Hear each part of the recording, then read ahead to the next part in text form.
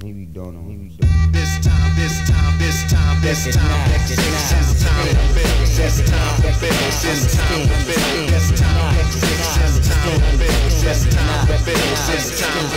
This time power. This time to build power. This time to build power. This time to build power.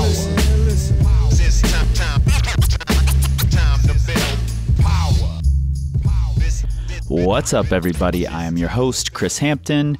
Welcome to episode 129 of the Power Company Podcast, brought to you by PowerCompanyClimbing.com. I am currently packing up to head to Colorado for a week of coaching at the Climbing Wall Association Summit, as well as the Performance Climbing Coach Seminar, and I'm really looking forward to that, and hopefully seeing some of you there. If you happen to be around and you see me, grab me, come say hello. I'll most likely be running around grabbing people for podcast interviews when I'm not coaching. Nate will be there as well. So please look us up, say hello. We've also got some cool things coming. We just had a big team conference call the other day, and really exciting, cool things coming down the pipeline from all of the coaches and from the company as a whole. In the next few days, you will be seeing new apparel that's coming, tees and tanks, and then we've got some cool big projects that'll be sort of hitting the internets come summertime. So be on the lookout for those, and you'll certainly hear more right here.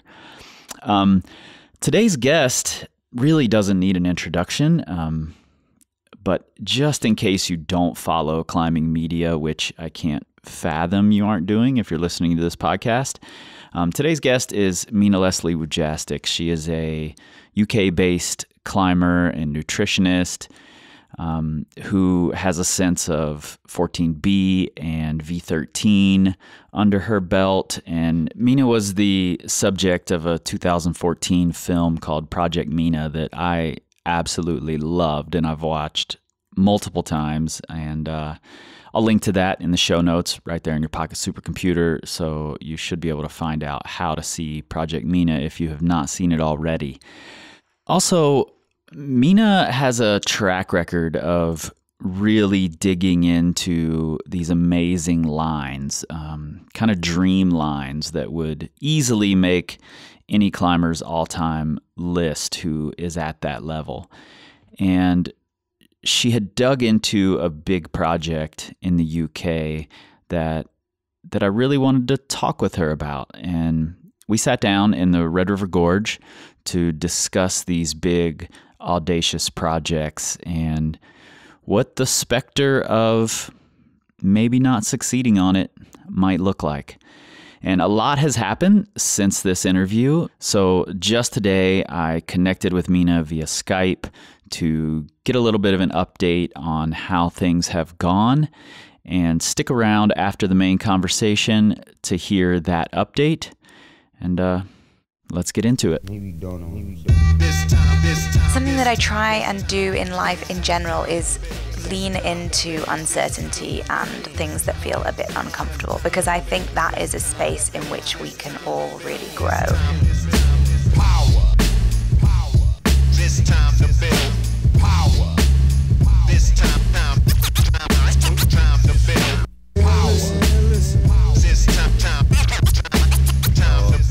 So I can continue to get some levels here because I haven't been looking at this at all. Tell me a little bit about why projecting on the road is even a thing you want to do, because that can be fucking stressful. Yeah. It's not always what I want to do. I don't exclusively project on trips. In fact, last year I kind of attempted to project a bit and then ended up giving up because it was actually my second trip to the Red. I came in 2015, but I kind of wasn't climbing very well and was a bit injured, and there was, life got in the way. And so I didn't actually, when I came back last year in 2017, I felt like a lot of the climbs were new to me. Like there was a new level available to me. So then in terms of like on-sighting and quicksends, so I started kind of with a bit of a project and then sacked it off quite quickly because I didn't want to rest. I didn't want to rest my skin. I didn't want to rest my body for a hard send when there was so many good quality lines that I hadn't tried and been on. So I ended up really having more of a kind of mileage trip and just doing on-sighting, flash goes, quicksends, 2 or 3 sessions maximum. For actually most of the trip in the end. So this year I feel more like I've done a lot of classics here. There's obviously still stuff I haven't done for sure, but I've done a lot of the kind of classics in that quicksend range for me. So I'm kind of happy to have a more of a project mindset this time. Yeah. If you walk away having not sent, how does that, is that an okay thing for you? Do you feel okay leaving a trip, or like 3/4 of the way through, are you like, all right, I'm bailing on this project for something else? It depends. It depends. Like, I think often I'm fairly good at gauging whether something's within me or not. And so sometimes, like, for example, I went to Smith Rock kind of this time last year before coming to the Red, and I tried just do it for a couple of weeks, and it was incredible. I had an amazing time, but I was under no kind of delusion that I was going to do it in 2 weeks. I thoroughly enjoyed trying it. I want to go back and do it at some point, but I'll go on a longer trip. But I was basically going to support a friend who was trying it. I tried it in project mode for 2 weeks, didn't do it, but I wasn't disappointed when I left because there were no expectations around doing it. But then I've had other trips so I was in Flatiron this summer, and I did actually do it, but I got really close to not doing it, if you like. And that kind of stressed me out in the last few days. Like, I really didn't want to go home without it. It's hard not to switch your expectations into like, I really want this thing that 3 days ago I didn't really care whether I did or didn't. Exactly. Like, before I went to Flatiron, actually it was supposed to be a bouldering trip, but then it rained a lot, and I'd never been to Flatiron and I wanted to check it out, and then it was really, really good. So it ended up turning into a route climbing trip for me. But I injured my shoulder earlier in the summer. So really, I was grateful to be rock climbing again, let alone I didn't go with the intention of projecting. The route I ended up projecting, I didn't really even know anything about before I went. But by the time I was leaving, it was like so important to me, like it shifts, doesn't it? And it does. It's hard not to get too attached.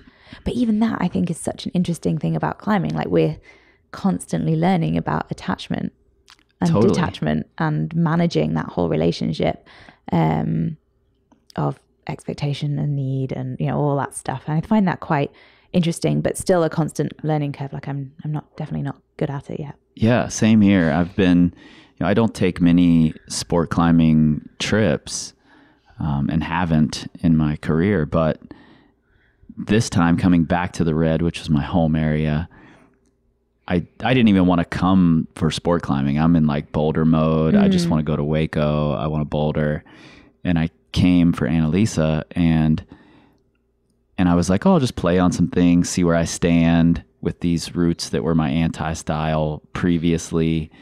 And now I'm finding myself going, what if I don't send before I leave, And I'm thinking I could come back next year just for a couple of weeks if I time it right and if I train before the trip. And, I'm planning out in case I don't do this route that I had no attachment to. It wasn't even on my radar when I got here.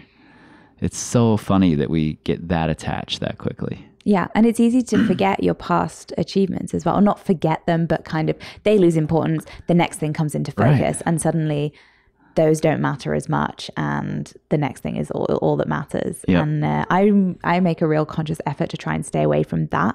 But I fail daily, but I try. Yeah. Well, I think that's really important that you fail at it, but you continue making the effort. Well, I think the starting point is having an awareness of it. If we know that we do that stuff, then you can, you get caught up in it, and then you have a moment, and I kind of go, okay, come on, like, stop being an idiot. Like, you've had a really good year. You don't need anything else. Don't be greedy. Because that's it is really, sometimes it's being greedy. Yeah. You're like, this was my list. If I do this, I'll be satisfied. You check off the last one, and then you're like, oh, let me add a couple more. I've got time. Exactly. Yeah, it's crazy. It's a crazy game we play with ourselves. We're a greedy bunch as climbers. And all of this, talk about both projecting and expectations. Annalisa and I watched Project Mina again the other night. I messaged you about this, and that used to be required watching for all of the girls that I coached. That's so funny. Because there's so much emotion in climbing. And at the time that Project Mina came out, I didn't feel like it was accepted yet for women to show the emotions. And I just thought it was great that you were completely emotional about your expectations and either failing or succeeding in reaching those goals. And that you were willing to show it, you know, out in front of everybody. And that was really the film. Like, these are my expectations. I didn't reach these goals. Here's how I'm going to go on and be happy. Yeah. You know, and I thought that was amazing. And while I was watching it the other night, I thought, how in the hell did she then get stuck into Rain Shadow? Like there's this giant project that is, I mean, it's massive. Yeah, so I mean, lunatic. It clearly. could be a similar emotional roller coaster. Yeah. I'm not sure what I'm doing, to be honest. When you put it like that, it seems insane. Well, you know, I was thinking I could make another film about failure. No. No, we'll see. Hopefully it'll come through. I don't know. I just, I guess one of my, something that I try and do in life in general is lean into uncertainty and things that feel a bit uncomfortable, because I think that is a space in which we can all really grow and learn and develop. And it's a scary space to inhabit, but I think it's an important, or at least for me, in terms of life experience, it's kind of like a necessary evil, if you like, or it's not even evil. It's just, I don't know. I think the first time I stepped into a really vulnerable place, it scared me. And the more I do it, the less it scares me and the more I get out of my experiences as a result. And I think also as I've got older, a lot of that fear I've realized in the past is about what other people might think of me. And I really care a lot less about that now than my younger self did. So if I don't do Rain Shadow ever, that's kind of okay. Like, I'll be disappointed in terms of like my own progress and achievement, because I've worked really hard and I've put loads of training in, and I'm going to continue to put loads of training in, and I hope that it pays off. But I don't feel too much kind of external pressure. I mean, I suppose I feel a little bit, because it's hard to hide at Malum. Like, that route goes straight up the middle of the crag. Like, you can't secretly try it. Right. And you've made it a public thing. Yeah, exactly. It was and I kind think of, that's okay. It was hard not to, really, because I was spending big chunks of my year either training for it or trying it. And when part of your job involves social media and stuff, you've just got these big empty gaps if you don't talk about it. And in the end, I actually thought it would be useful, because often with climbers that I follow that are like super inspiring, you don't hear about the stuff they're trying until they send it. Right. And actually that's the least interesting bit to me. And I thought, well, I can't complain if I don't share and talk about it. And I think the process is really interesting. So even if I never do it, then hopefully I can share some insights along the way. If people find that useful, then that's great. And yeah, I don't know. You know, I think oftentimes we, like, you just called it a necessary evil and then backtracked, and we're like, well, it's not an evil, but, and I feel the same way, that it's a struggle. I think it's a necessary struggle if you want to grow. You know, it sounds to me like you like learning and you like growing and you like improving, and you can't grow or learn or improve unless you struggle a little bit. And I mean, I often even think that, you know, we have those sins that we've been working really, really hard and everything goes perfectly, and we send and it just felt easy. And we're like, that was amazing. We love that moment. But then when I step back and look at it, I'm like, I learned so much more from all the failures and from working on the project, Mm-hmm. I didn't learn anything from the send go. You know, that just became this thing that happened at the end, you know? So walking away from something, being okay with walking away from something is a really interesting place to be, because you open yourself up to all of this potential growth without attaching yourself to that outcome. That's Absolutely. really And fucking hard to do. it's really hard. And I wouldn't say that I'm completely detached from the outcome. I think that would be untrue to say that. How can we be? But I try to be as detached from it as I can. That's something that I kind of actively work on. And my thinking with it is that, you know, I don't exclusively try rain shadow and train for rain shadow and do nothing else with my life. Right. You know, here I am in Red River Gorge. I was in Flatanger over the summer. Like, I have other trips, and I generally try it in the spring, sometimes a little bit in the autumn, although I didn't this year really because of injury. But so it's like, it's part of the patchwork of my climbing is having this kind of project in the background. But my thinking with it is, you know, when I train, when I have periods of time training for it, or when I'm building my skill set in whatever way that I do, anything that I do for rain shadow is going to make me better on any other trip I go on. So if I do a ton of fitness training for rain shadow, but I never do it, it doesn't matter because it helped me in Flatanger. And if I do a ton of strength training and I never do rain shadow, it doesn't matter because it helps me in Red River Gorge, or, you know, so it's kind of quite good to have this overarching goal because it keeps me motivated to continue improving, and that helps me everywhere else. So then that almost takes some of the kind of bigness of it away, if that makes sense. Yeah, absolutely. Absolutely. And I think that makes it even more interesting that you put it out into the public, because so many pro climbers, even if they do put some of their process out there, it's generally when it's a sure thing or a relatively sure thing, and it's a current, like, this is my goal, it's going to happen in the next 2 weeks. Sure. You know, it's pretty rare that you hear about a pro's sort of ancillary projects that are just things they're working on and working toward for the future. Yeah, I mean, this has never really been rare. a sure thing. It's still not a sure thing. I'm not really sure, you know, when you say when I put it out there, I don't really know when that happened. Well, I was going to ask you, did you consciously make it a thing, or has everyone else just picked up on the fact that you're climbing on it? It's funny when I because brought it a lot up, of you were people, like, shit, where did he, how does he know this? A lot of people ask me about it in interviews and in podcast stuff, and I'm kind of like, I mean, I know I've posted about it for sure. You know, when I'm working it, I've posted about, you know, progress on it or whatever. So I guess I have spoken about it, but I didn't realize it was such a thing. I mean, it's not such a thing, but you know what I mean? I feel like in some ways it's started to define me a little bit, which to me feels strange because I never really intended for that to be the case. But it's true that I am trying it, and it is an overarching goal of mine. I guess because this year I did a TEDx talk and I used rain shadow as a kind of narrative tool to make kind of a more general point and to tell a story about more kind of broader things. But I used kind of the journey on rain shadow because I think climbing is a really useful narrative for those kinds of absolutely tales and those kind of discussions. So I guess that maybe made it a bit more public.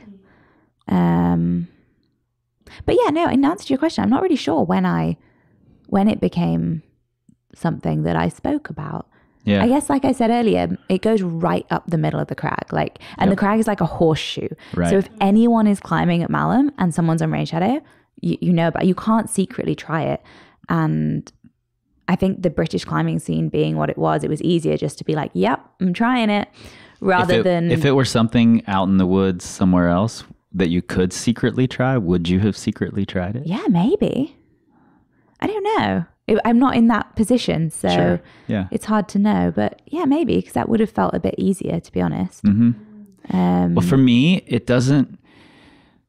Rain shadow itself doesn't define you, like in my eyes, the way that I see it. But just the specter of this big goal, this big audacious goal, that sort of does, and I'm not going to say define you. That's not the way to put it. But when I think of you and your climbing, I do think of someone who sets these big goals and then goes after them and doesn't seem to be shy about being a little afraid of the goal. Yeah. Although I've only really done it with, I can't think of any other example that I've done that with. I think it's because of the film. I mean, that's my...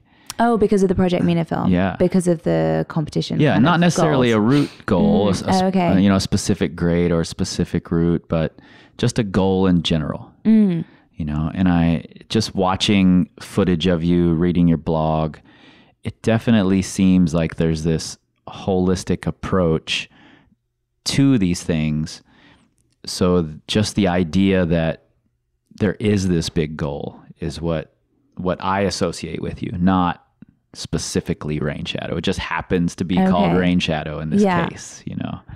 It's interesting because people have also said to me like, oh, you really want to climb 9A? And I'm like, well, actually not really. Like I really want to climb rain shadow. Yeah. I think the thing is I just get really psyched for certain things, and then they like, I don't know, I just get really into it. I love climbing like most climbers. Yeah. And so I get really psyched on my project, and then I kind of focus in. I think a lot of people do that. I don't know if it's that different really to a lot of processes that climbers have. But you just make it public, like we said. You know, a lot of climbers don't. Like for instance, the news just came out that Carlo sent Meltdown. And I would love to have known that was something he was regularly working on and been able to watch video of him working on it. I mean, it's potentially the hardest crack climb on the planet, one of the, and we just didn't hear anything about the process. Yeah. You know, it was a multi-year process for him, but we didn't hear about it. Not in a really public way. No. And I guess you hear about it in a retrospective sense, but that's somehow less interesting because it comes from a very safe space. Yeah. So it's easy to look back and be like, yeah, I felt this. But at the time, it can be more, it can have a different kind of shade to it, I guess. Totally. Yeah. You said something a minute ago that's totally going to take us on a tangent if we allow it. I'm not going to allow it, but I am going to ask you this. People are like, you really want to climb 9A. The grades have to matter a little bit. I mean, to all of us, it's a gauge that we use. How much does it play into your conversation with yourself about rain shadow? To be honest, really not that much. Okay. Like, I don't know. It would be great. I'd love to climb 9A, of course. Who wouldn't? Sure. But generally, I get more inspired by lines and by climbing, by certain climbs. Like, for example, there isn't another 9A that I particularly am like, I really want to go and try that. Like the next kind of level route that I would really, really like to do is just do it in Smith Rock. Right. That's slightly easier. It's not 9A, it's 8C plus. But for me, that's really inspiring because I think the line's amazing. The climbing's really interesting. It's really challenging and for me for a number of reasons. Rain shadow. Radically different. I would need to learn loads of different things to be a good enough climber to be able to climb that. So it really inspires me. And it's in a beautiful place. And, you know, like, so it's all that stuff. But I also really enjoy the physical challenge. I like training. I like working hard. I like seeing that training pay off in a physical sense. And I like then when I'm strong and when I'm fit, trying really hard on the rock. So I do like trying hard routes. And I like trying something, it feeling impossible, you know, taking it all apart, putting it back together, and that satisfaction of having kind of worked something out, that problem solving element. I really enjoy that side of it. So that kind of all fits in line with hard red pointing. And for me, hard red pointing at the moment sits between 8C and 9A, I guess. Yeah. It gives you this tangible piece of growth that you can like latch onto, you know, you can check off the links you've done. Exactly. No. And rain shadow is just like the top edge of that for me. Like people climb harder for sure. And, it's not going to be like some kind of earth-shattering ascent if I ever do rain shadow. Mm-hmm. But for me, it will feel really big because I know it's right at my limit. And it's cool having something in the country that I live in that is really inspiring, that's really good climbing. The rock's amazing. There's no grim holds on it. It's really awesome climbing. And it pushes me to be probably the best boulderer I have to be in order to do the crux, and probably the fittest I have to be in order to do the route. So it's like this perfect challenge right at my ceiling, right on my doorstep. Like, I don't know, that is perfect, really. Yeah.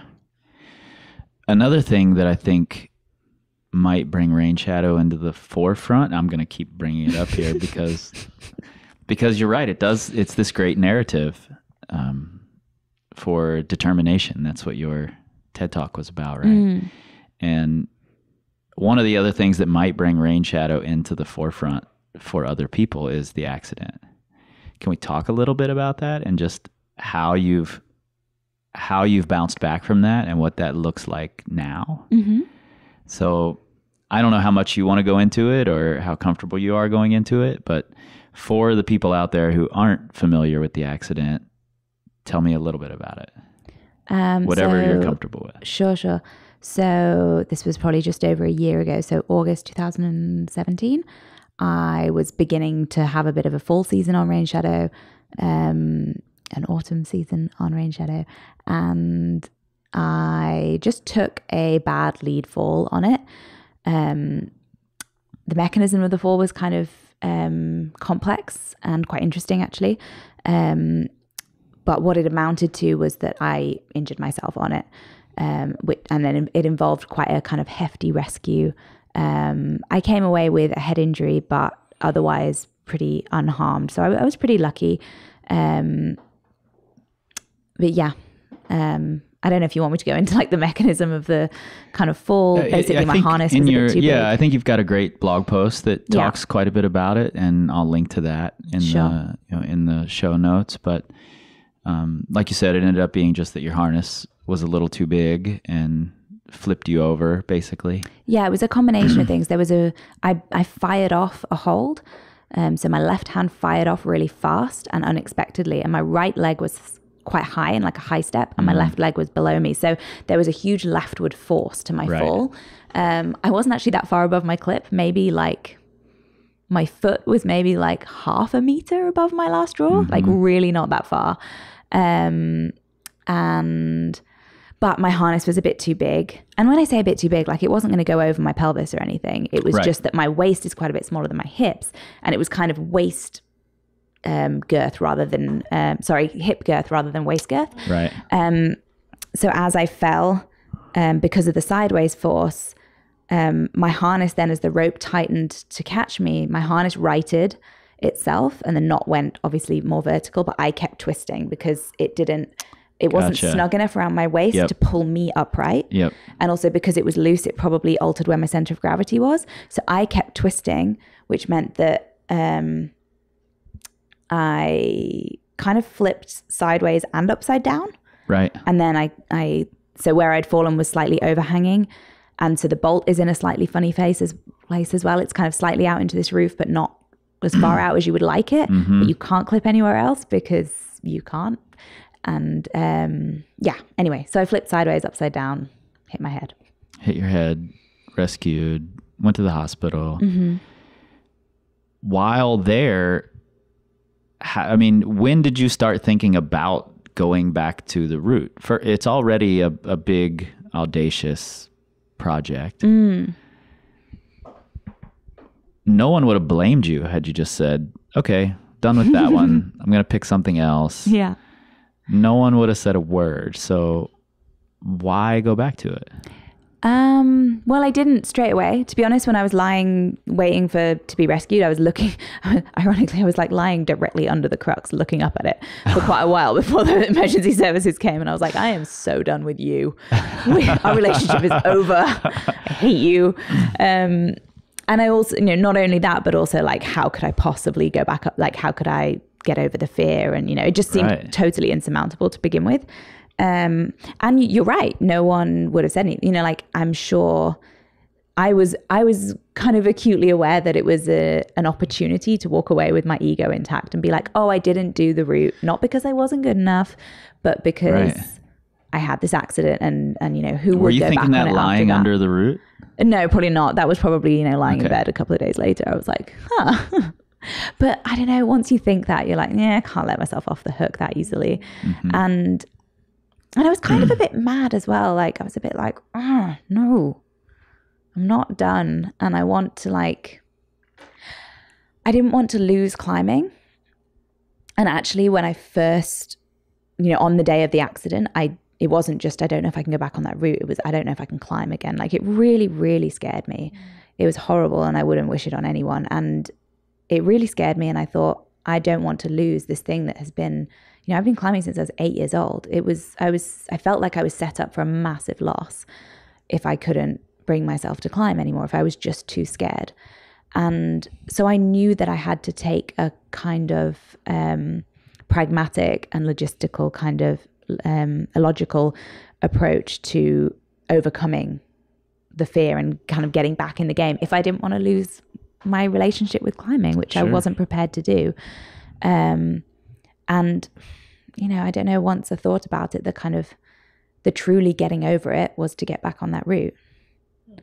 And I don't know, I've spent so much time at that crag. I love it. I love the people that climb there. I love the community. I love the place. It really is like a happy place for me. And whether I do that route ever or not, I really like trying it. I really enjoy working it. It's one of those, you always we have a big project and you think about, the day I send it, I'll be so happy.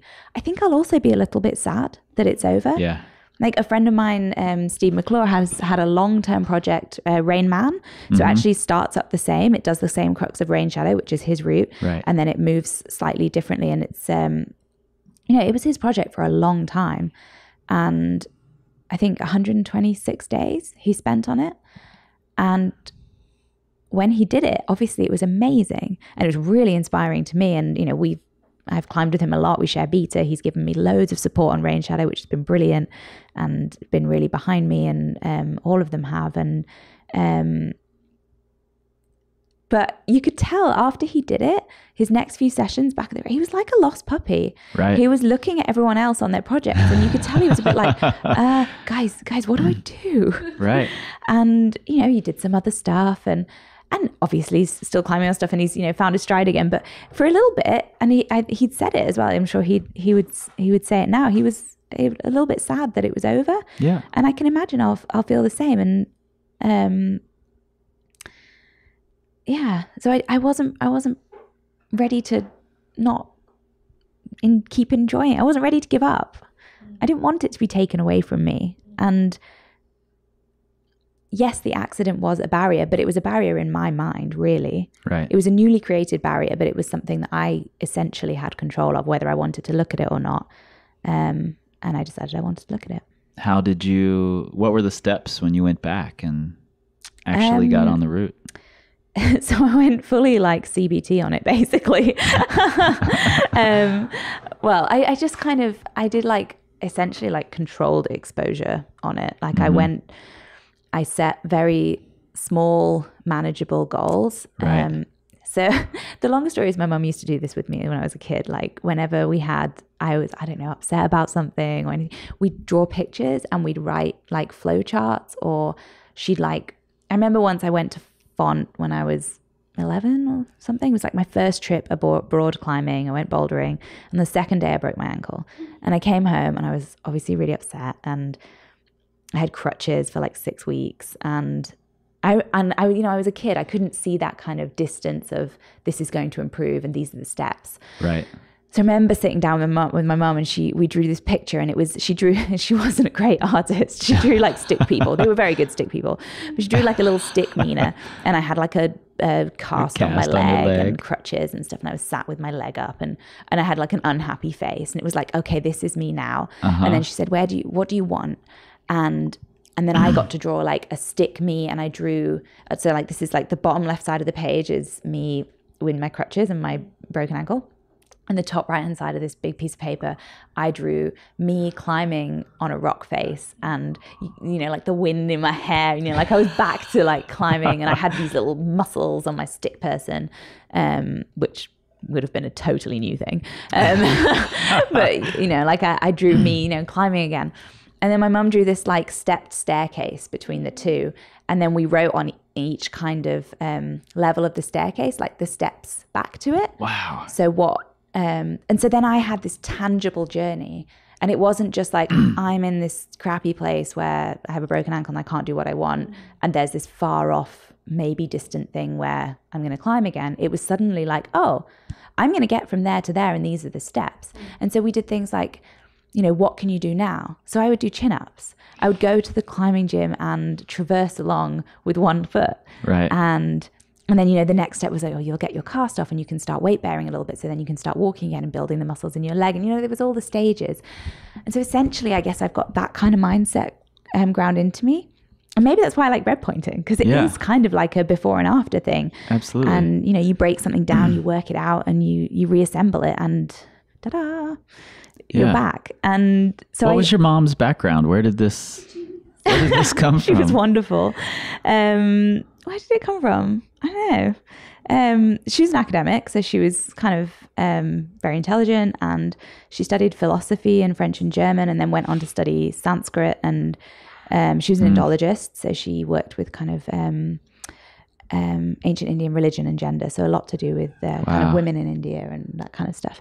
And so more kind of humanities side of things, really. But she was, a problem solver and a thinker, and like you are. yeah, I guess. So with the fall, I set quite small. So I guess the whole point of the staircase is that you set manageable goals. So like my first goal once I decided I wanted to go back on Rain Shadow was, one of the first things I said to myself is, you don't have to. I know you want to, but if it just is all too much, it's okay. It was okay at any point in the process for me to walk away. Yep. I left that door fully open. And I didn't say to anyone, I'm definitely going back on Rain Shadow. I just said, I'm going to see. And my first kind of step was to go back to the climbing area. And I took a really good picnic that day, because I thought I might not even climb. I might just eat my picnic. It was good enough just to go back, because I spent like... You and Steve can just sit together and eat a picnic. Yeah. My picnic would be better than his. But, I'd spent a lot of time on a stretcher there. I'd, had a traumatic experience there. So my first kind of thing was, okay, we'll just go back and see how returning to the place makes you feel.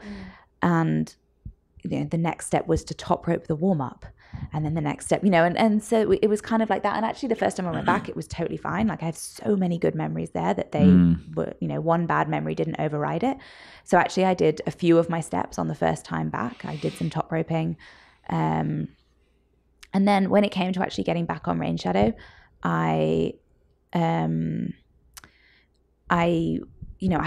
first, to start with, I top roped. So I stick clipped up, so that the rope was above me on the crux section, and I climbed the crux moves that I'd fallen on with a top rope above me, so there was no lead fall potential, and with a helmet on. I mean, bear in mind, to start with, I wanted to wear a helmet to walk to the shop. Right. Like I felt really vulnerable. I mean, I didn't go back on Rain Shadow until I was totally asymptomatic, which was probably a month later. So I definitely was, I didn't still have like a wound or anything.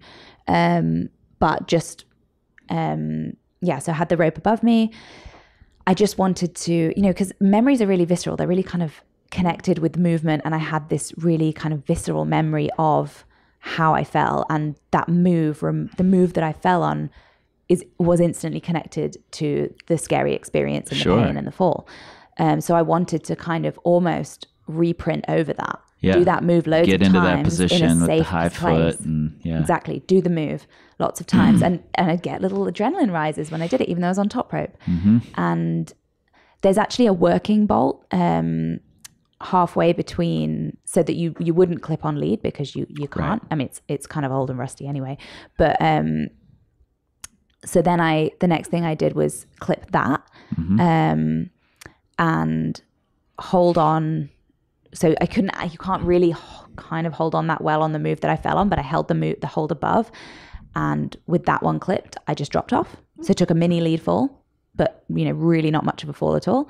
And then I climbed through that section, just the top section, with that bolt clip. So I had a kind of a quick draw kind of waist height, so like really close. But again, slightly one step further than doing it on a top rope. And then I unclipped that one. So I was on the same draw that I had my injury from, and I just let go and took the fall, but totally in control, just letting go. Yeah. That was probably quite one of the scariest steps. And then, I just gradually built it up like that and constantly learning. So the point of this is that one of the main points is that I had a new harness that fit me properly. So what I was trying to do was I was trying to discover whether that fall was going to happen again badly. Sure. Because the last thing I wanted to do was to repeat that accident. I mean, it sounds stupid. You have an accident on a route, then you go and get back on the route. Like, ooh, I get that might seem a little bit crazy. But I actually had, by weird coincidence, a tourist was filming at Malham Cove. So it's quite a tourist spot. Someone was filming the climbing because they just thought it was interesting and happened to catch my fall on film, found me about a week later and said, look, I know this sounds strange, but do you want the footage? And to start with, I was like, hell no. And then after a while, I was like, actually, this could be kind of useful because, and what I did was I watched it over and over and over again, which initially, isn't great. I don't want that in my mind, but I wanted to understand what had happened. I wanted to kind of pick it apart and really work out the mechanism of the fall. And that's why I can say, I know there's, because there's a certain amount of my analysis of the fall that comes from memory, and there's a certain amount that comes from watching it. Sure. And watching it really helped to kind of confirm my feelings about what had happened and helped me to understand, I could see how I'd fallen, how I'd twisted, how my harness hadn't supported me, what other factors were at play. And so as a result, when I went back to the route and I started taking practice falls, it wasn't just about learning to fall again. It was testing a theory. It was going back. I had a hypothesis essentially about what happened. Yep. And I got a tighter harness. I put roller draws in certain places to make the belay extra dynamic. So I did a ton of stuff, and then I tested my hypothesis over and over again. I took that fall so many times with a helmet on, making sure that I wasn't going to invert again, because I have never seen anyone, and there's only, I think 9 people have done the route, and I've spoken to pretty much all of them about it. No one's ever inverted on that. Like, I'm the only one. It's not an unsafe fall. You're not that far above your draw. Right. My leg wasn't behind the rope. There was nothing weird about it. Mostly when these accidents happen, there's like that fall. Yeah, okay, that's going to be weird. Or your leg was behind the rope, or this or that or the other. And there's nothing about that. You're in a roof. Like, you fall into the air. It shouldn't really have been like that. Right. So as a result, I had quite a kind of a tangible process and something to test. So I went very kind of scientific on it. Yeah. And I tested it. And after a while, I felt comfortable to take that fall again. And after quite a bit longer, I felt comfortable to take that fall without a helmet. Yeah. And that, I know for some people will seem crazy. And I get that. And I totally respect those opinions. But for me, that was about getting back to normal. Yeah.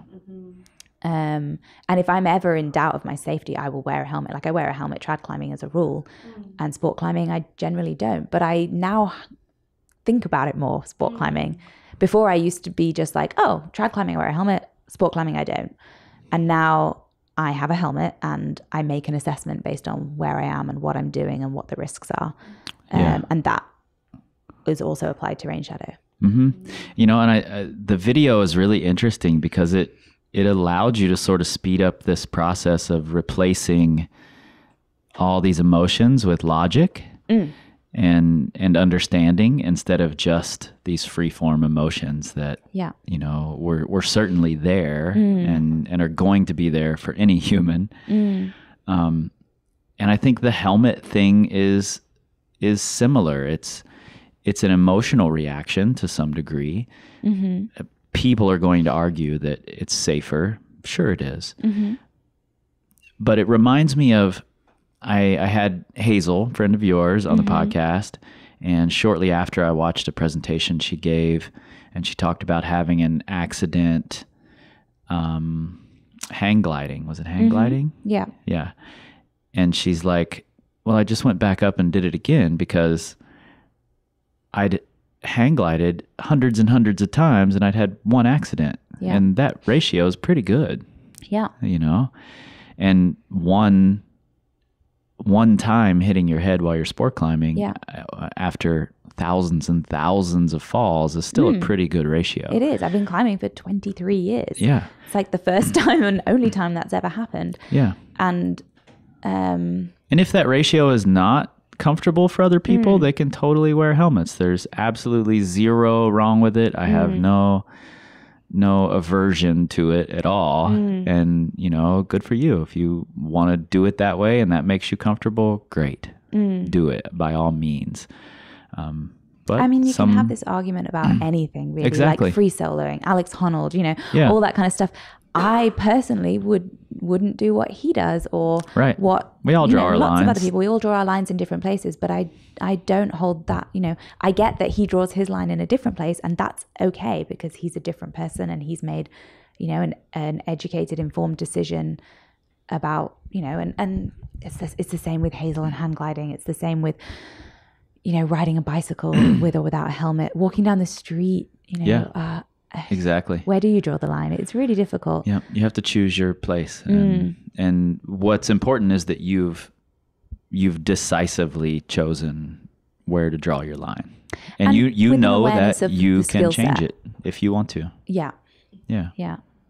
And I think also it's not a random decision. It's not Right. it's got a context and it's got an awareness of a skill set. You know, part of the reason I don't free solo is that I don't have that skill set. It's not something I've worked on over the years, and perhaps if I had, then I would. Right. But that would, for me, not be a comfortable enough space, safety-wise, for me to enter into. But this, after analysis, in-depth analysis, is. Yeah. You know what's in my head right now that I really, really want? I know it doesn't exist, but I really want it, is like this piece of paper with a little Mina in the bottom left-hand corner with like her little head wraps on, and then the stair steps up to like Mina sending rain shadow with That'd be nice, wouldn't it? singing birds and Steve McClure at the bottom cheering her on. You know, that's what I want. Whenever rain shadow happens, we're going to make draw that and put That'd it on be the cool. internet. My mum would be so pleased.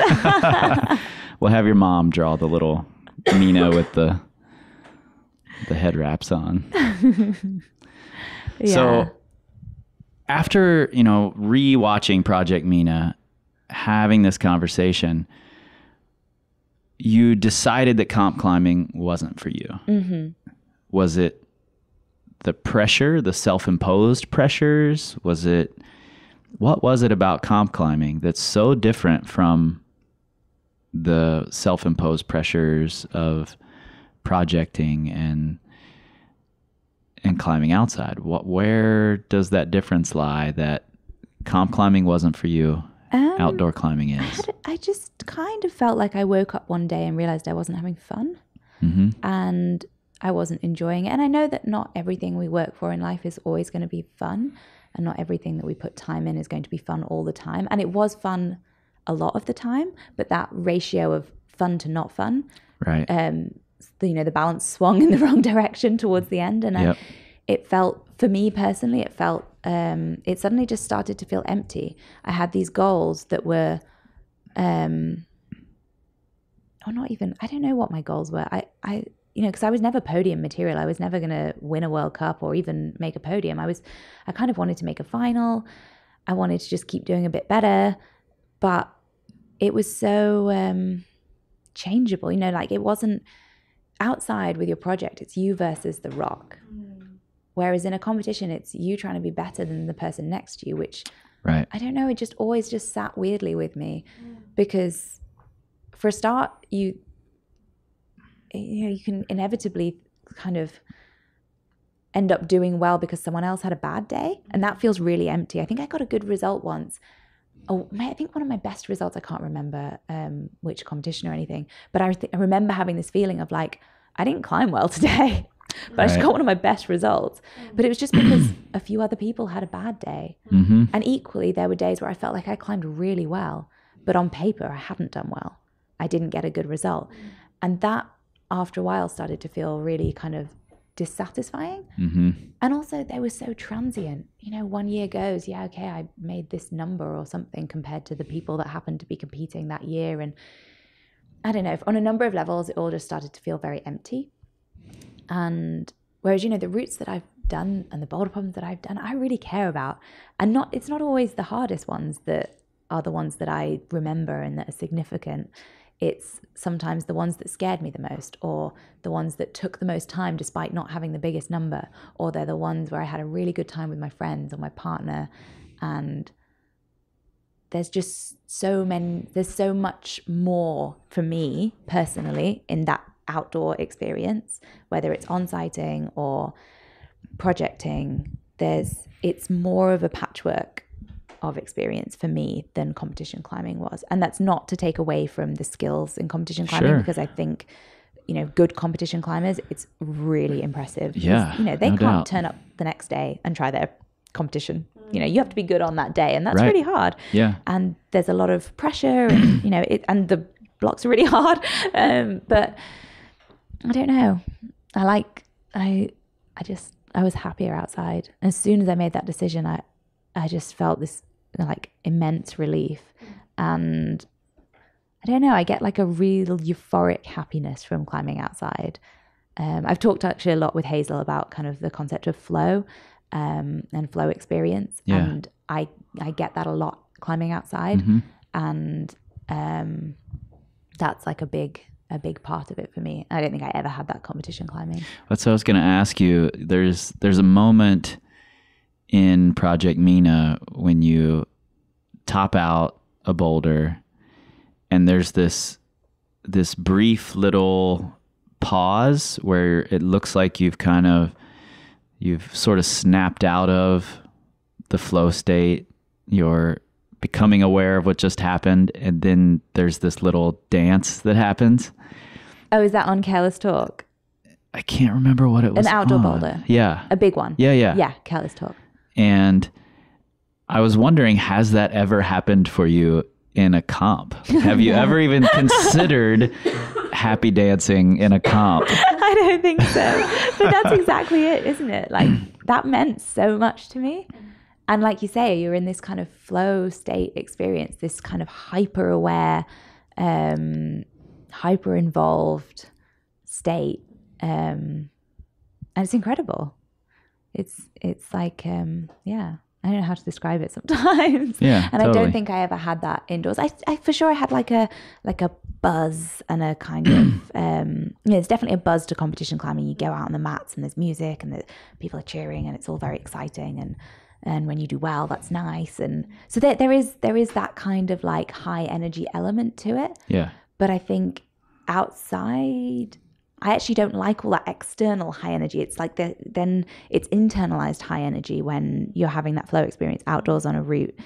And I think I prefer routes for that reason now as well, because you're further away, you're more like somehow on your own, high up. Right. Even if, you can hear your friends or there's people down on the ground, there's a little bit of a distance. It's a bit more of a kind of personal mission somehow. Yeah. You're in your own little world up there, doing your own little battle. Yeah. Yeah. I don't know if I'm describing it very well, but I think you get what I mean. Absolutely. Yeah, for sure. And, I saw it in the video. I'm acting like watching this hour-long film of you makes me an expert on how you react to things. But but there's a moment where you do it while training as well. Yeah. Okay, I don't remember that bit. It's while campusing. That's exactly what it is. Oh yeah. It's like I don't think I've ever campus like that again. 158 or something. Yeah. I don't know. 148. I don't remember. But it was while campusing. You got really excited, and that's also a very solo sort of mission. That's how it looked in that moment. And maybe that's all editing or whatever. But I didn't see that same joy that came after sticking that on the campus board or after topping out the boulder. I didn't see that same joy after any of the comp boulders? No, I don't remember feeling that kind of same feeling. It's interesting, actually, you're pointing that out. Yeah, I don't remember ever feeling like that. And I guess eventually that's what I realized. Sure. Was that I had this amazing opportunity to climb with a lot of my time. And I was spending a lot of my time doing something that didn't really feel like it was the heart of what I wanted. It didn't sit with my kind of intrinsic values and what I actually wanted to be doing, what brought out the best in me. It didn't bring out the best in me. I don't think it brought out a really horrible side of me or anything, but it definitely it didn't bring out the best in me. Either physically or in kind of personality terms. I think it just well, if you're not happy dancing at the comps, it's definitely not bringing out the best in the personality terms. I did happy dance at some of the World Cup parties. Definitely happy dance. I believe that completely. Are there good things you did take away from all that competition that you apply to outdoor climbing now? I think, does that just feel like a world away now? It feels like a world away, but I guess when I was competing was when I first started to learn how to train. I think before that I was more of a kind of, I just went climbing, and through climbing I got stronger and I got better at climbing. And then once I started doing some of the World Cups, I started to train more and I started to understand more about training. I started to get more help with training. And obviously you meet loads of really strong people on the World Cup circuit and they're all really lovely and there's a really supportive environment. And so I feel like I learned a lot from other climbers during that period and got inspired by a lot of climbers. But in terms of it affecting me, I guess training would probably be the main thing, because I train as hard now as I did when I was competition climbing. I think sometimes it's easy to think, oh, you quit competition climbing, okay, you never climb inside or never train or anything. Right. And I don't kind of generally climb on like comp style boulders really or anything like that, because I'm just not really that into them. But I climb on boards and I fingerboard and I lift weights and I still train, probably actually harder now. Well, you care a lot more about the results. Yeah. I think. Yeah, but I also understand training more now, and comps probably started that for me. That started me on that journey of kind of learning to train. So it definitely gave me that. Yeah, that's really good to hear. And we've been talking for almost an hour. So really? Yeah. Ooh. I'm not going to make you keep sitting here. But I do want to say that when we first started talking and I brought up rain shadow and you made the comment that it's maybe starting to define you, and I tried to talk my way out of it. I think what it is that defines you, for me anyway, we all have our own lenses we see things through, but there's a playful determination there. Yeah. And I think a lot of people have a hard time switching between those two. They're either masochistically determined, or they're playful and don't want to be serious. Sure. And I think the balance that you have between being able to try really hard and still being able to happy dance is amazing. So for me, that's what defines you. Okay. Thank you. I like that. And we're still going to get that drawing. Yeah. I guess I'm really driven, but I try and keep a context. Yeah. I remember, can I tell you another childhood story? Tell it. This is my dad. I want all the childhood stories. But I remember coming home from school once, and so my dad is also an Indologist, also an academic. When I was younger, specialized more in kind of ancient Indian medicine, Ayurveda, those kinds of fields. Wow, your parents are really interesting. Yoga and Buddhism. So when I remember coming home from school, I don't know how old I was, maybe like 10 or 11, similar kind of time period. And I'd had an argument with my friend about, God knows what, something. And I was really upset. And my dad, I remember this so vividly. He was like, yeah, but everything will pass. This will pass. And he basically went all kind of Buddhism on me. Right, and I was like 10. And he was like, these feelings will pass. And I was like, but she did this, or she said this, and she hurt my feelings, or whatever. And my dad was like, yeah, but, you're feeling really sad now. And that feeling is really strong. And it's quite all encompassing, and it feels quite heavy. But it will pass. Nothing about the situation needs to change, but the intensity will change just through time. and you will feel happy again and things will change. And I was like, great. And he should have stopped there, really. But then he went, but then something else will happen. And that happy period will pass and you'll be sad again. Dad. And, you know, you'll get older. Life will pass. We're all going to die. He went there. Honestly, he was like, you know, life passes. And in the end, nothing really matters. And, you know, not that nothing really matters, but he was more articulate than I'm being now. But essentially, he went into the idea of impermanence with me when I was 10. And I've since studied, done some kind of Vipassana meditation. And so I'm kind of quite interested in that kind of stuff. But probably because my parents planted these seeds when I was younger of how you look at the world. And, you know, yeah, I want to climb my routes and my projects and I'm really psyched for them. But I'm going to die at some point and none of this is going to matter. And, you know, 200 years from now, who really cares if I climbed my project, if I climb Range Shadow? Oh, my goodness.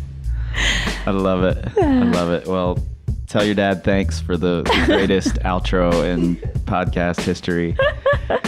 And thank you a ton for sitting down with me. You're welcome. Yeah. Thanks for having me. You know, I've got lots of thoughts on this, and we will get to those. However, like I mentioned in the intro, quite a bit has happened since this conversation, which happened, you know, late last fall, and especially in Mina's journey with Rain Shadow. So today, Mina and I got together via Skype to talk a little more about it. Hello. Hey. How you doing? Good. How are you? Yeah, not bad, not bad. Where are you at the moment then? I am in Lander at home, Lander, Wyoming. Cool. Yeah, I saw that you had a board session today, according to the Instagrams anyway. According to Instagram, yeah, first session back on the school board. It was pretty exciting. Awesome. I was projecting my warm-up, but I'm psyched with that. It's nice to just be back on it, to be honest. Yeah, totally. How's the wrist holding up? Okay, let's stop things here for just a second. Just in case you don't follow Mina on the social media, or you don't follow the social media close enough to really understand what's going on, we're going to rewind a little bit and start this story back from where Mina gets back to the UK after her Red River Gorge trip to re-begin her campaign with Rain Shadow. Well, I actually didn't jump back on it straight away. So the plan was always to go back to the UK, and I had 3 months of training planned. Mm-hmm. Because Malum really comes into season, it's generally in better condition in the spring. And it's bouldery, so you're going to need to get some of that back up after the red. Yeah, I felt relatively fit, but not strong.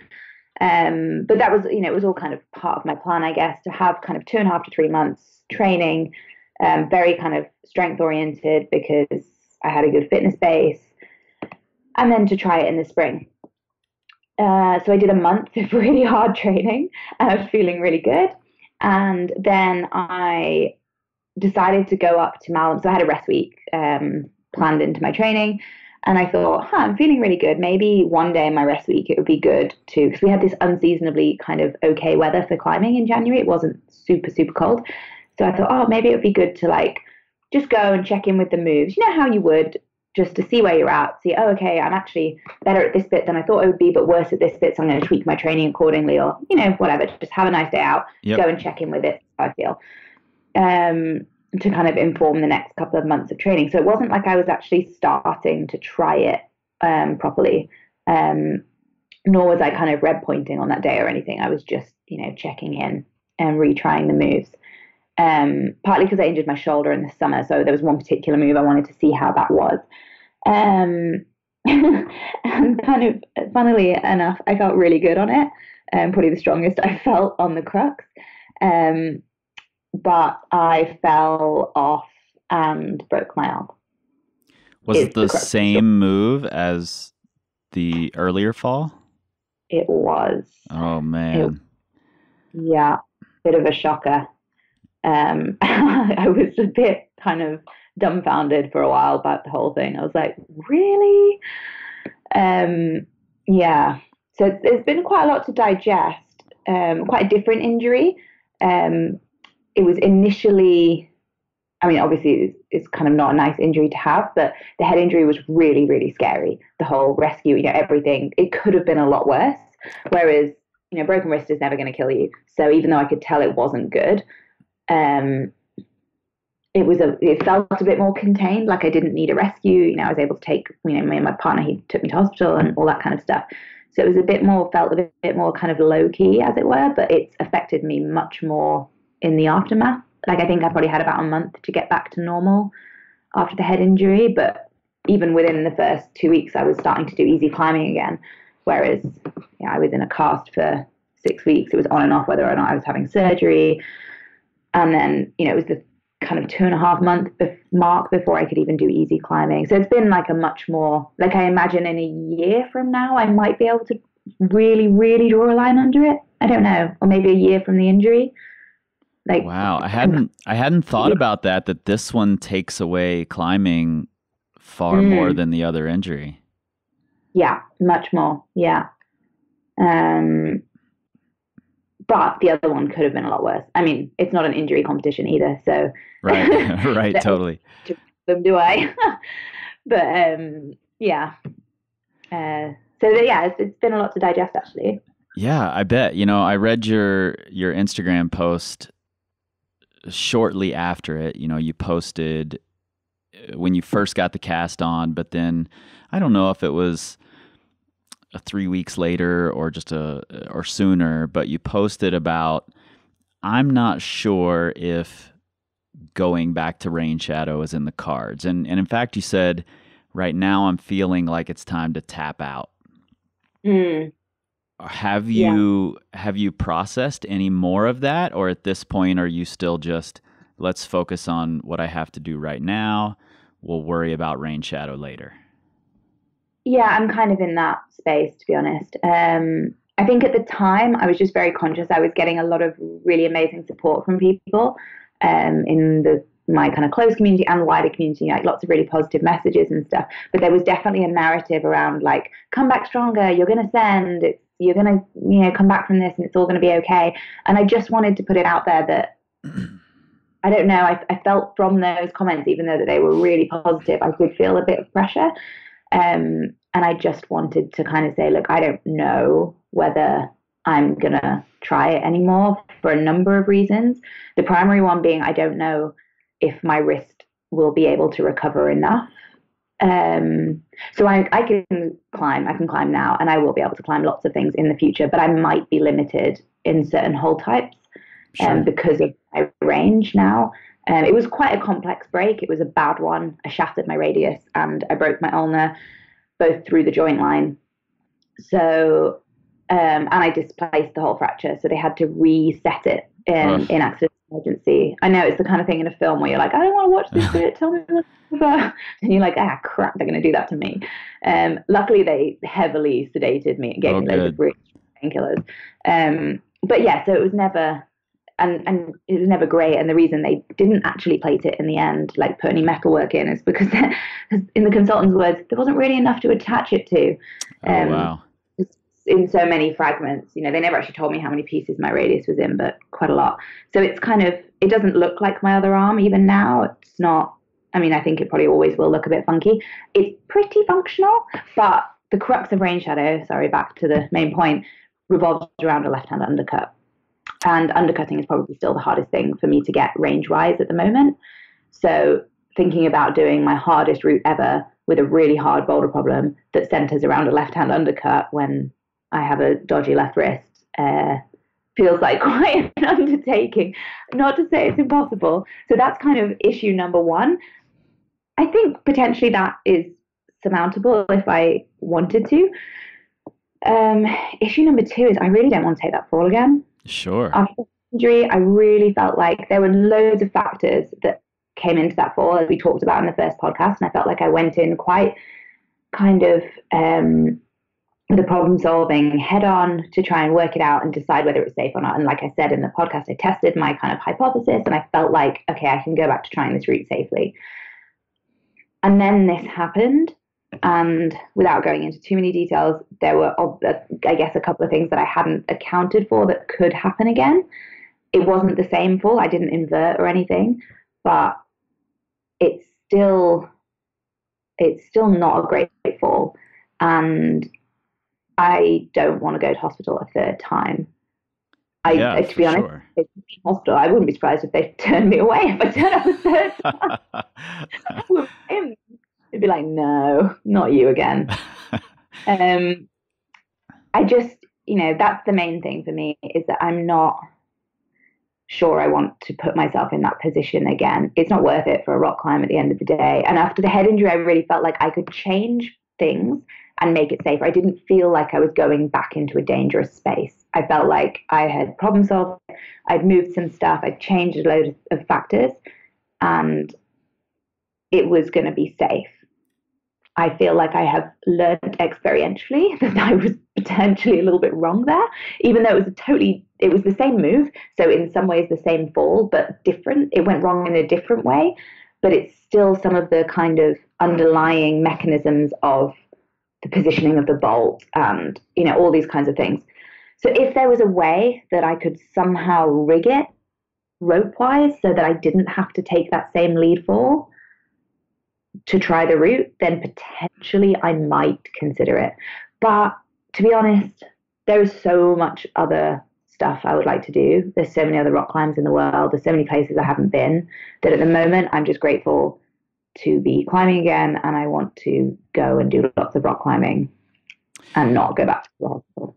Yeah, and the whole narrative of come back stronger doesn't have to be limited to rain shadow either. It's no, absolutely. You have the whole world at your disposal for rock climbing, and you don't have to stick to that one that has this one section that is rightfully scary for you. Yeah. I mean, it's a shame. It's a real shame. I think that's the word that kind of sums it up for me, because I put a lot of work into it and I really enjoyed it. It was a really kind of happy space for me trying that route. But the whole time I really tried to have a process focus about this route. I really, really tried not to make it about the outcome, to make it about learning, to make it about fun and, engaging in a challenge. And really, in some ways, this is the ultimate test. Like, I've learned so much from that experience. I'm a better climber. I'm stronger. I'm more bold, funnily enough, but still, I've learned loads in different aspects from the route. So to walk away with all that learning, but without the kind of cherry on top of having clipped the chains, it's kind of the ultimate test of it being a process, and the process being the most important thing.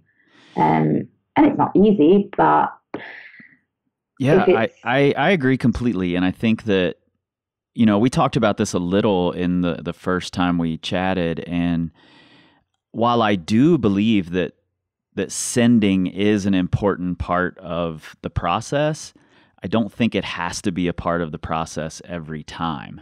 We talked about learning more through the failures, through the attempts, than you do on the actual send go. Yeah. And it's a shame not to be able to see it through. Sure. Whether that means doing it or not, because it was never a sure thing. It was, right at my limit, my personal limit. And, maybe I would have done it. I feel like I had it in me, but I also might not have done it. And I might have had to have eventually given up. And that's how I envisaged not doing it. When I thought about the two possible futures of like, oh, there's this one kind of version of events where I eventually send, and then this is one version of events where I don't do rain shadow, which was very possible, but it was more about me gradually realizing that I wasn't going to be good enough and, perhaps giving up at some point. I didn't imagine it ending this way. So it just feels like a shame, because I don't feel like I got to fully fight to the end.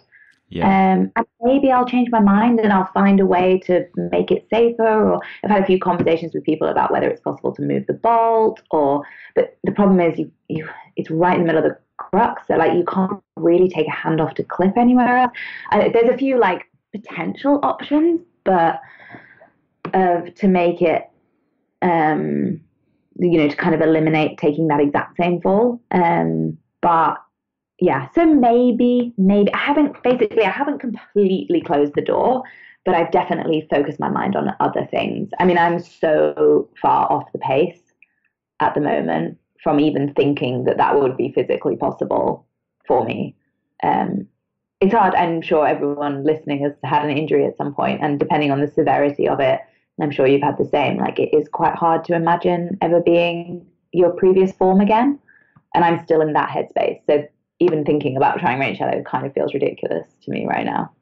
Sure. And, I think you said something really important there, and reading through the comments on your Instagram post, Hazel said something similar. Tim Emmett said something similar, in that you don't have to decide right now. You can wait years down the road, and if you're back to form and you come up with a way, then great, you can go back to it. Or you don't have to. It's up to you to do what you want to do. And, you've taken a lot away from the process. And I think that's the main important thing. Absolutely. You kind of summed it up really well there, is that I've decided not to decide. I've decided not to. There was a time when I just wanted to fully close the door and just be like, I am so done with this. And then I thought, no, just like softly draw the door closed, so you don't have to look through it at the moment. You don't really have to think about it, but you also don't have to rule it out in the future. At the moment, I feel like it's probably, if I had to put my money on it, I'd say it's more likely I won't go back to it. Sure. Because of all the reasons I spoke about. But yeah, like you say, I don't need to decide now. Life is hopefully long. Yeah. So I've got time. You're sounding like your dad there with this. Yeah. This whole impermanence. And everything will pass. You need to listen to the rest of the podcast to get that reference. I don't know if this is going to go in at the beginning or the end. I think I'll put this in at the end, so they've already heard your dad. Yeah, and I think a lot of people deal with this sort of thing, even if it's not a big injury or a bad fall.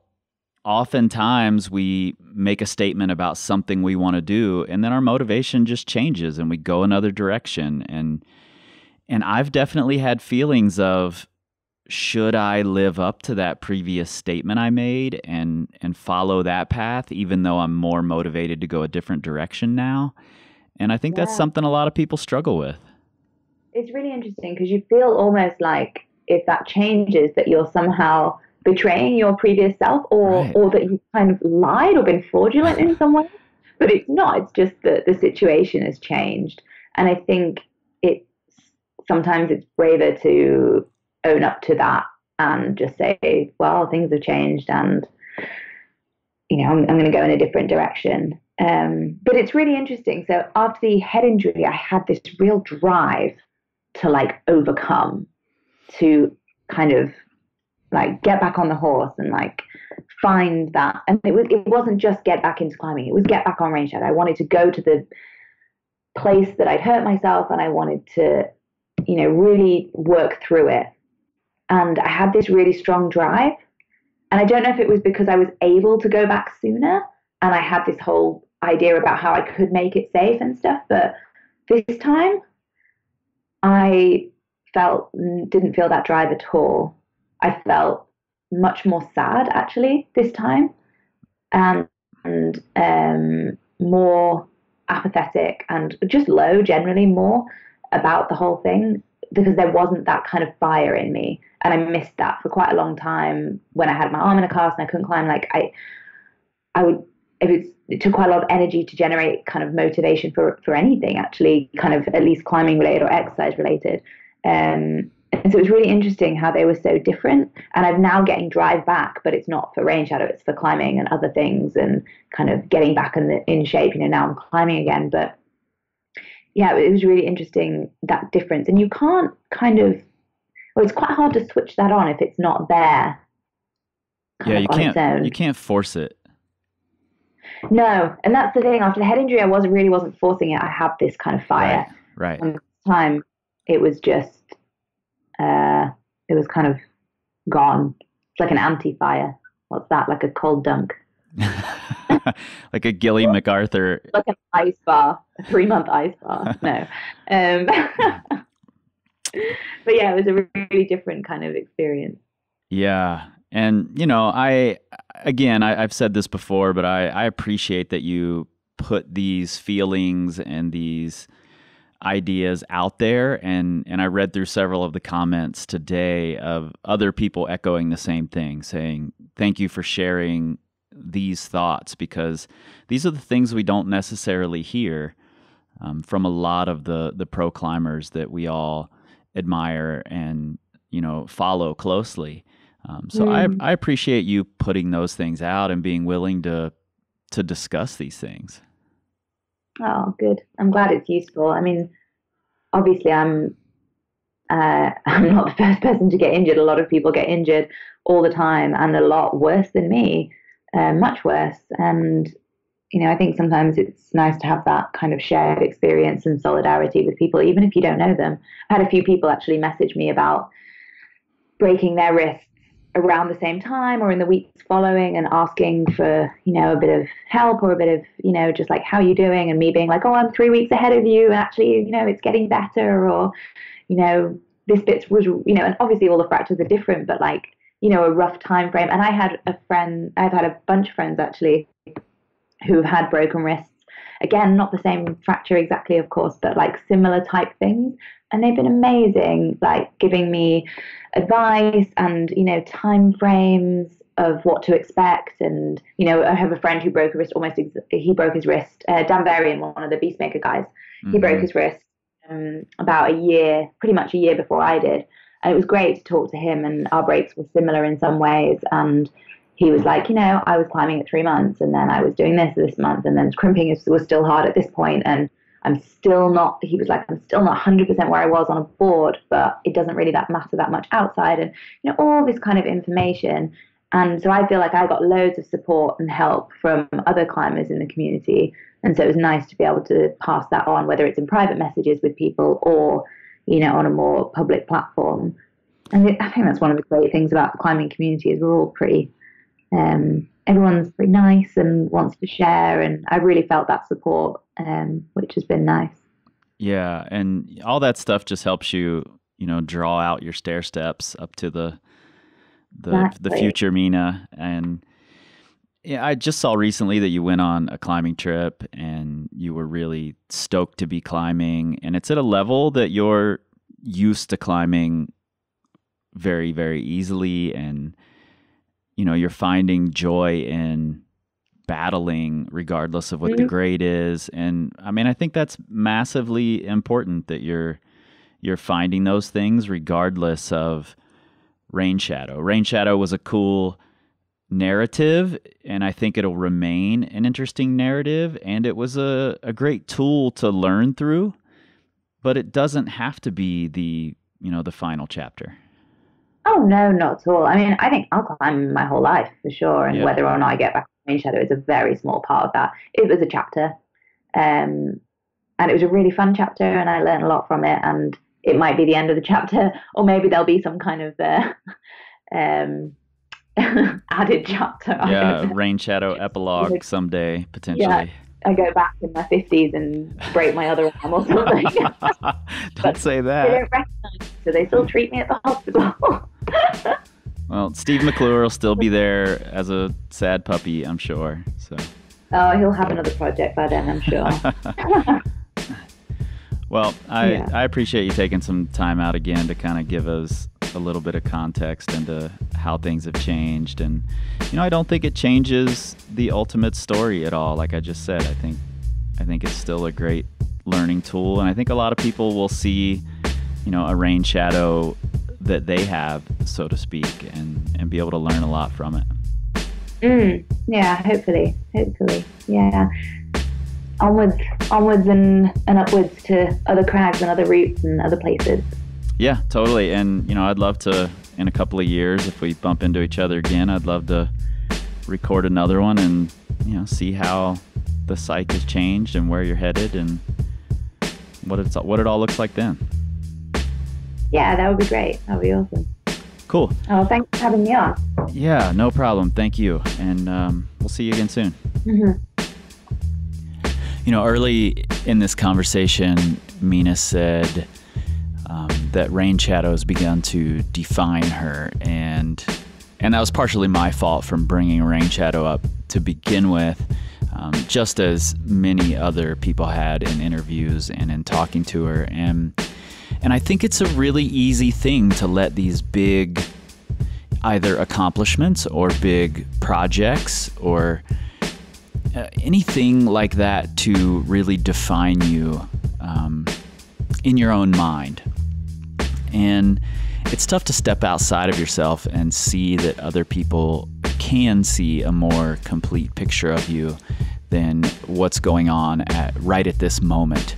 You know, if Mina never goes back to Rain Shadow, it won't affect a single thing about how I think about her and how most of us, probably all of us, think about her as a climber. I mean, she's got these incredible achievements already under her belt. And you know, what I've seen in the videos and what I've seen in the Project Mina film and what I see on her social media and from chatting with her is something entirely different. And I know that's tough to connect to. It's tough to step outside of yourself and see that.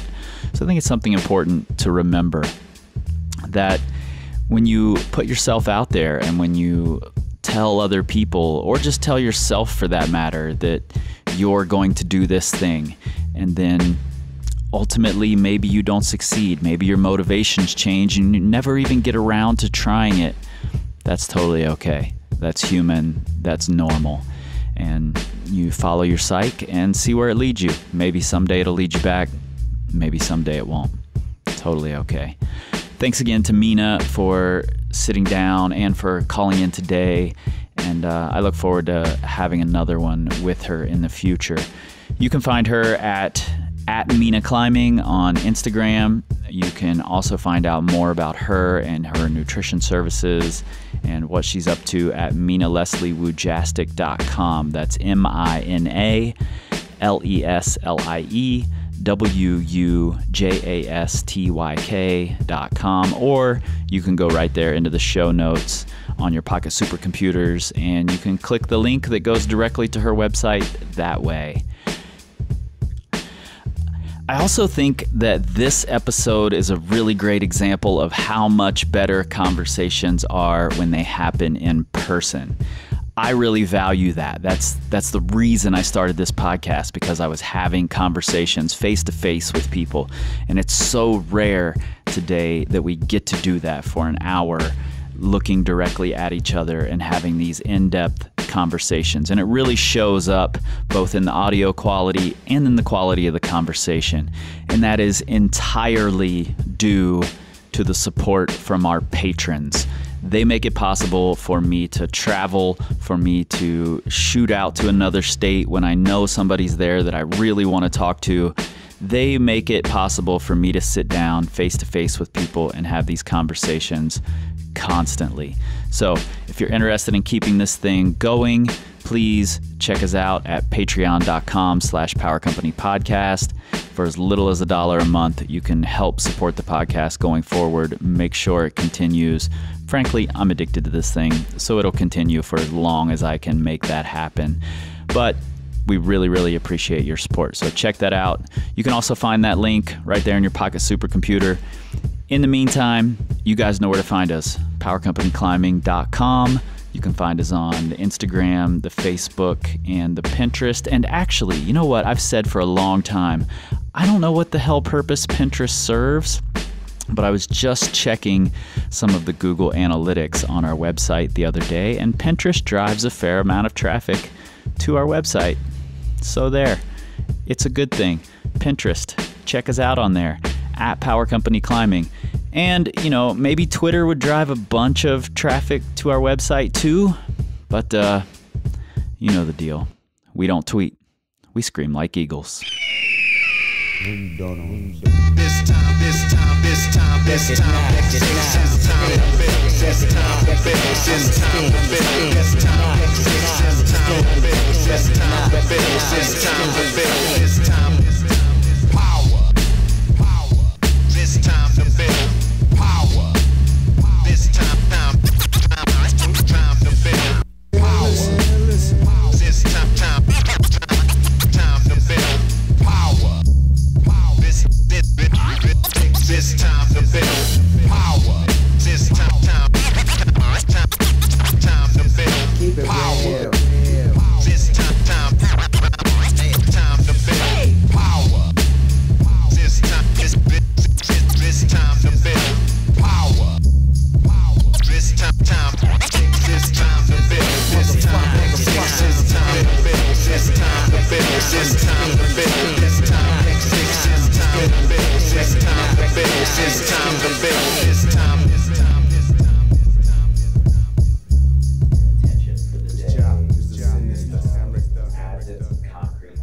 Yeah.